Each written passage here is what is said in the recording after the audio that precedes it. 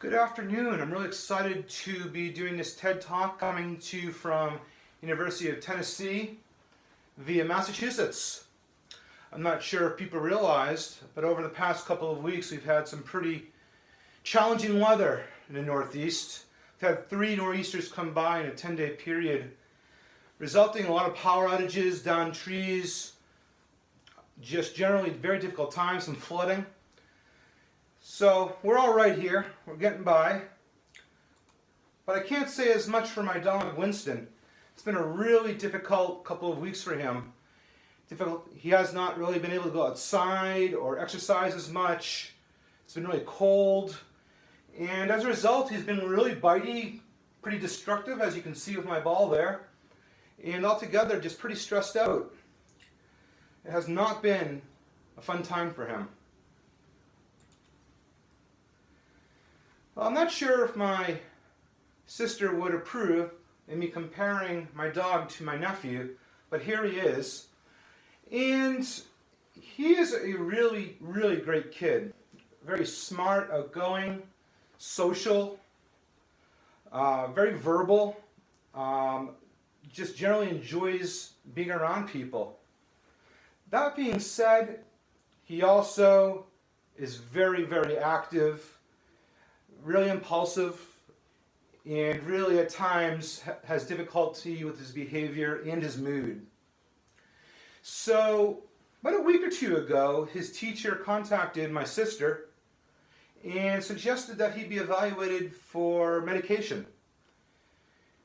Maybe for ADHD, maybe for anxiety. I'm not sure if the school really concerned one way or the other, but they wanted him on medication. That was the solution. And unfortunately, this is not unusual.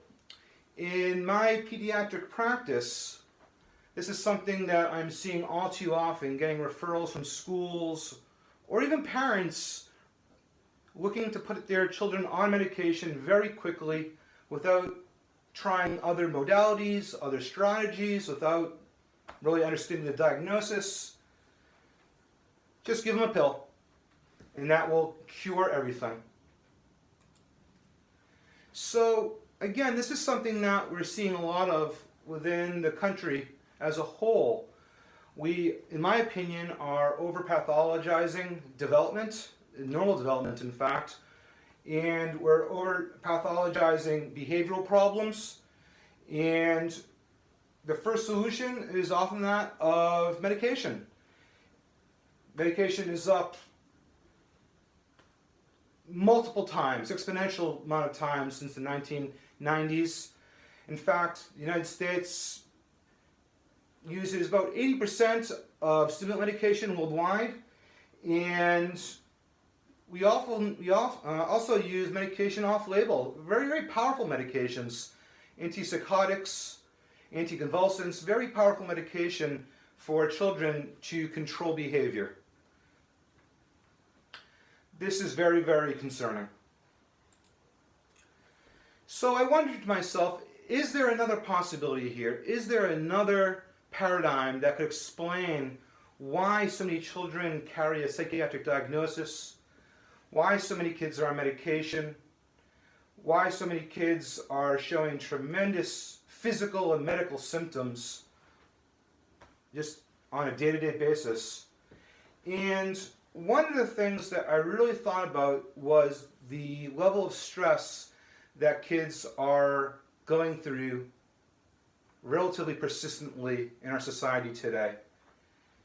Think about it from multiple different modalities, multiple different angles. Nutritionally, kids are eating a lot more fast food. They're eating potentially a lot more foods with toxins in them. Environmentally, the world is much faster, a lot more social media, a lot more stimulation. Educationally, classrooms are big.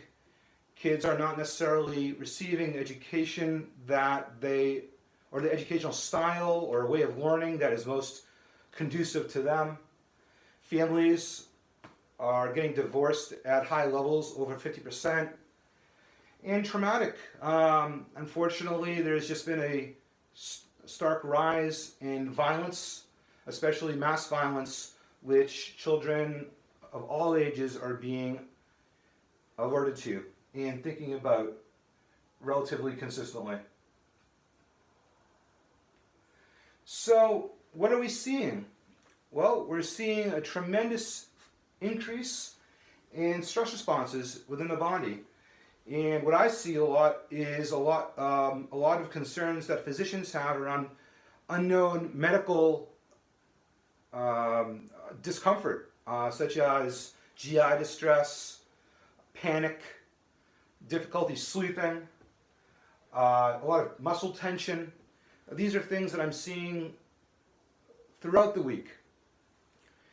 And the thing that I think about is just the amount of stress, the amount of pressure we're putting on our autonomic nervous system, which is not made to be under the amount of duress, the amount of stress on a chronic level that many of the children have going for them these days. And their sympathetic nervous system seems to be activated way too much, and many kids simply don't have enough parasympathetic response to put on the brakes and to relax.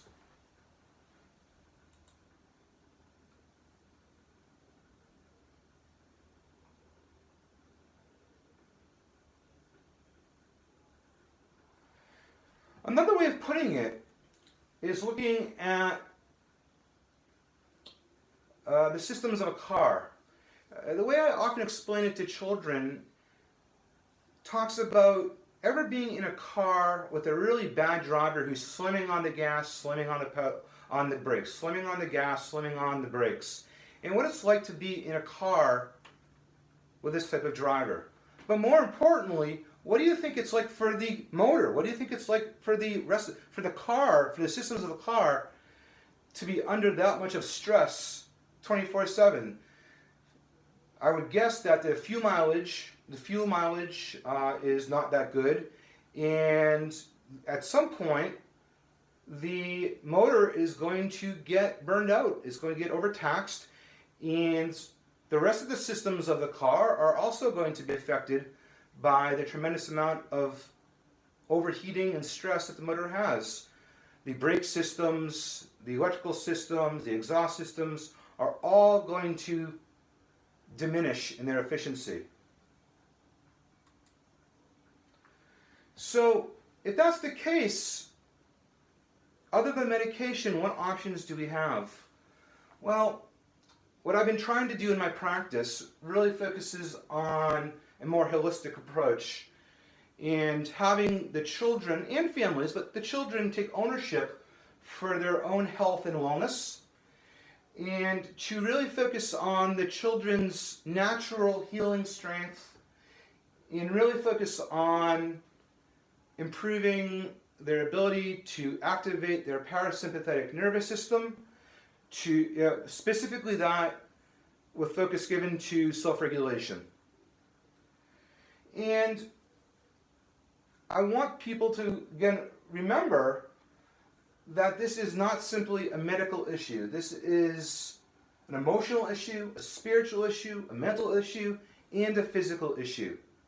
So if that's the case, how can medication be the only response? So as I said, I want to focus on self-regulation with the kids that I work with. Notably that of mind-body skills, but other self-care as well. Yoga, nutrition, sleep, prayer, exercise, acupressure. But within session, I really am focusing a lot on, again, the connection of mind-body. And what I want to really focus on today is biofeedback, specifically that of HRV biofeedback, or heart rate variability biofeedback. And biofeedback is the use of electronic equipment to provide feedback to different physiological functions. For example, we can provide feedback on the amount of sweat on someone's fingers or hands. We can look at the amount of heat coming out of different portions of the body. There are several different mechanisms to receive feedback through different technologies to gain, again, an understanding of our physiology. But the real goal is balancing our autonomic nervous system and or our central nervous system. Now, there's a couple of really good things about biofeedback. First of all, kids really enjoy it. They really enjoy technology. It's something that they can buy into relatively easily. It doesn't necessarily focus on them having to share their feelings or their thoughts, which a lot of especially younger children struggle with. And it's something that is time and cost efficient. I can provide some very important skills to children in a matter of 4 to 6 sessions. This is not 3 years of psychotherapy that we necessarily need. So heart rate variability, as I mentioned before, is one of the really emerging technologies that is being looked at, and something that is possible to use within clinical practice without spending $5,000 or $10,000 worth of equipment. You can get the equipment for between $200 and $400. There's several different markets, several different providers that make these models. But heart rate variability is, by definition, the elapsed time between each of our heartbeats. Now, many people think that the time intervals between heartbeats is relatively standard, and it's not. There actually should be quite an amount of variability between our heartbeats. That is actually representative of a healthy being. So HRV is a biomarker, and it is considered a biomarker for multiple different areas of clinical practice, ranging from death and mortality to also emotional responses, to cardiac functioning. So there is a wide range. It's a general biomarker. It is not specific to any one thing, but it can be pretty much used in any aspect of the body that has a relationship with the autonomic nervous system. So again, this is an emerging field, and it has a wide range of uses in medicine and in behavioral health. It has been looked at for issues around asthma, COPD, performance anxiety, generalized anxiety, hypertension, depression. So it has a wide range of both medical and mental behavioral health potential uses. But it is emerging. There isn't, it's not accepted as evidence-based at this point. So how does it work? Well, really, what we need to consider here is that the heart really has a lot of importance in terms of the amount of information it sends to the brain. There are actually 10 times the amount of afferent nerves that go from the heart to the brain than efferent nerves going from the brain down to the rest of the body. So there's a tremendous amount of information that's going from the bottom up. And some of the key things that I want to pay attention to is the fact that if we are able to have a more strong and favorable HRV, then that potentially can improve multiple domains of functioning, including that of perception, emotional experience, and mental processes. Now over here, you notice different heart tracings. On the left, you'll see a very chaotic, very incoherent, one with very little pattern to it. And over here, one that is more of a sine wave that has a nice, consistent pattern to it. And just without me going any further, try to think about what an incoherent versus a coherent heart tracing could potentially be saying to the brain. Now, what is coherence? Coherence can be used in medicine, it can be used in the community. It basically means a level of harmony, a level of stability, a level of consistency that we see, again, in these nice sine wave patterns, as opposed to these very chaotic, sharp, mountainous heart tracings that we see over here.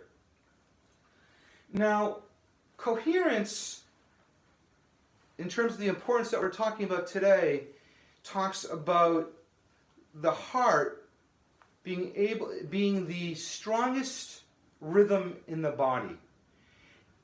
Now, if we're able to work from a very efficient and strong HRV, then other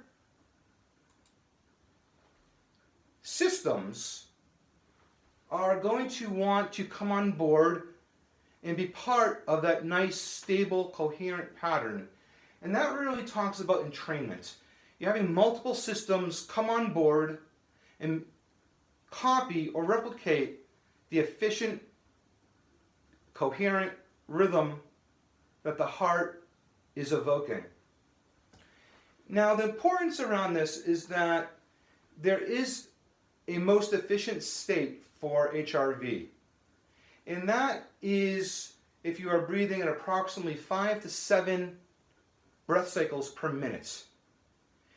The reason why that is so important is if you're able to do that, then there are going to be other aspects of your respiration and of your blood pressure that are going to become synchronous with the heart rate. And this is done through the respiratory sinus arrhythmia, which again is the most efficient respiratory state that we have, again at about 5 to 7 breath cycles per minute, and through the baroreflex. That is a function of our blood pressure. And if all three of these parts of our physiology are able to work synchronously, then that is where you get those really nice coherent sine waves with nice peaks and nice valleys, and that is where you get your most efficient and you're draining the least energy throughout the day. Now, I want to specifically talk about HeartMath HRV biofeedback, which is what I use. It's a particular protocol that I want to focus on for the remainder of our time today. And HeartMath sees HRV as a window into the ANS, and it represents a balance between the sympathetic and parasympathetic nervous system. Now, this is important. We want kids not to be in a totally relaxed, sleepy state, for example, when they're at school or when they're on the ball field or when they're with friends. We want them to be in a balanced and focused state. So it's not necessarily just going into a parasympathetic mode. It's about having the correct balance of parasympathetic and sympathetic activity. And the goal is, what is also important and what separates this from other protocols for biofeedback is that it also discusses an emotional component. HeartMath believes that being in a more positive emotional state has a tremendous effect on our HRV.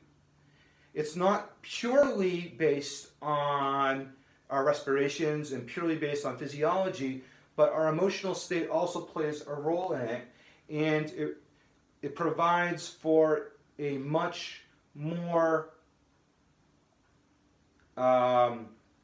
coherent and ordered pattern of HRV.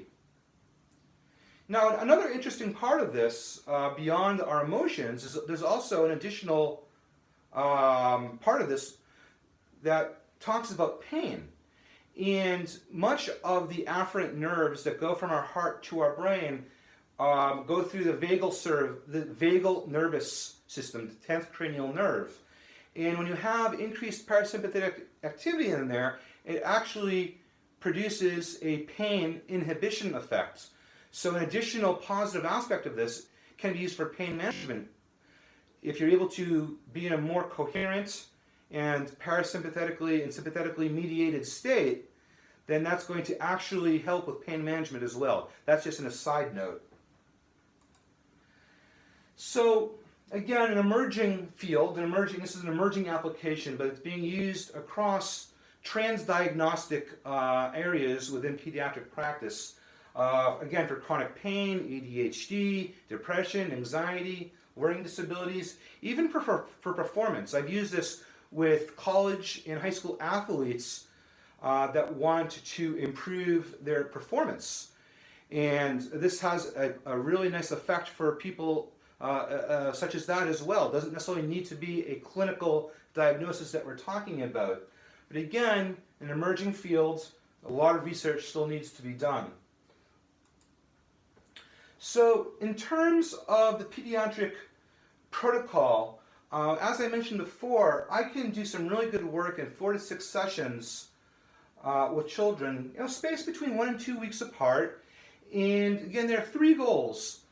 The goals are to be able to discern a relaxed versus a stressed out state, to gain some control or balance in terms of our physiology, and thirdly, to be able to generalize this application across environmental stressors in our daily living.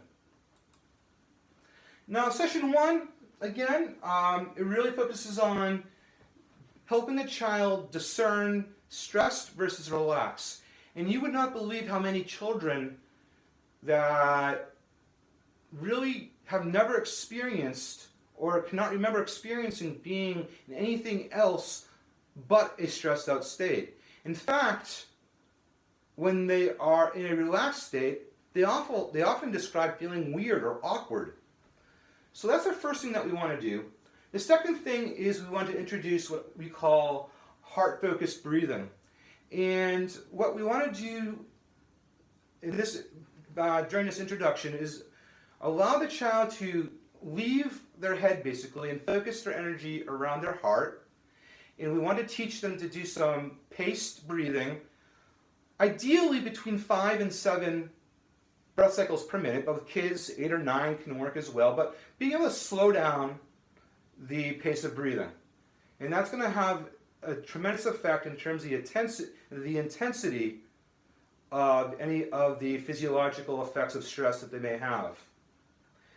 Also, we want to have fun with them, and the technology is really cool.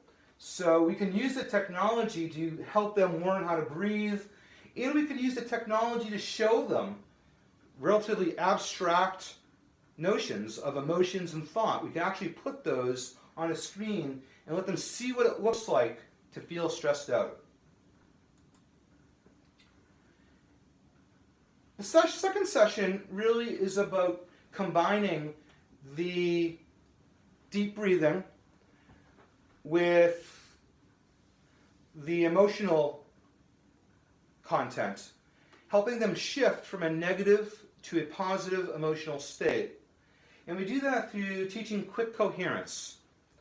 And in addition to the heart-focused breathing, now we're going to ask them to try to recall and experience a moment in time where they had experienced gratitude, appreciation, love, or caring. This is the positive psychology aspect of this protocol. And we want to combine it with the physiology. So we introduce heart-focused breathing. We practice heart feeling. Again, that positive, caring, gratitude. And that has a tremendous effect on the level of coherence that the child can experience. Session 3 is really starting to generalize these abilities into real-life circumstances. So having them intentionally experience a stressful situation, intentionally increase their level of stress. Their heart is beating faster, they're sweating, they're getting hot. And now applying this technique in order to gain control of our physiology and shift from a negative to a positive state. Sessions 4 to 6 are very similar to sessions 3. Additionally, we want to hopefully encourage them to change their overall HRV baseline. And we also want to see if they would be able to use some of the portable technology. It costs a little money, but for kids that enjoy this and have good experiences, it's worth it. It's about, maybe $100 for some technology that you can take home and be able to utilize and practice this on a daily basis. So, on that note, I really want to encourage people to consider alternative, complementary modalities to that of medication, or instead of medication, to treat our children. Thank you.